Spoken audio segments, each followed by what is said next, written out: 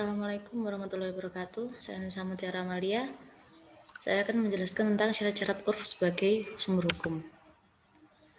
Urf dapat dijadikan sumber penemuan hukum Islam harus memenuhi persyaratan-persyaratan tertentu. Apabila dilihat dari nas-nas yang dijadikan sandaran, bolehnya menggunakan urf sebagai metode penemuan hukum Islam, maka dapat dinyatakan bahwa urf tersebut harus merupakan urf yang mengandung kemaslahatan dan urf yang dipandang baik. Untuk itu, para ahli metodologi hukum Islam mensyaratkan beberapa syarat berikut. Yang pertama, urf itu baik yang bersifat umum atau khusus ataupun yang bersifat perbuatan atau ucapan berlaku secara umum. Artinya, urf itu berlaku dalam mayoritas kasus yang terjadi di tengah-tengah masyarakat dan keberlakuannya dianut oleh mayoritas masyarakat. Lalu yang kedua, urf itu telah memasyarakat ketika persoalan yang akan ditetapkan hukumnya itu muncul. Artinya, urf yang akan dijadikan sandaran hukum itu lebih dahulu ada sebelum kasus yang akan ditetapkan hukumnya.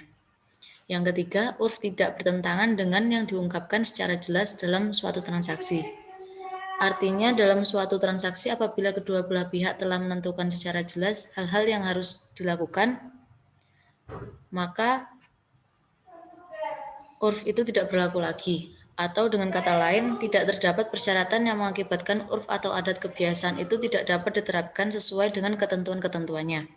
Karena urf itu secara implisit berkedudukan sebagai syarat. Lalu yang keempat, urf itu tidak bertentangan dengan nas-nas qot'i dalam syarak. Jadi urf dapat dijadikan sebagai sumber penetapan hukum bila tidak ada nas qot'i yang secara khusus melarang melakukan perbuatan yang telah menjadi kebiasaan dalam masyarakat. Apabila dengan mengamalkan urf tidak berakibat batalnya nas, bahkan dibenarkan oleh nas syar'i,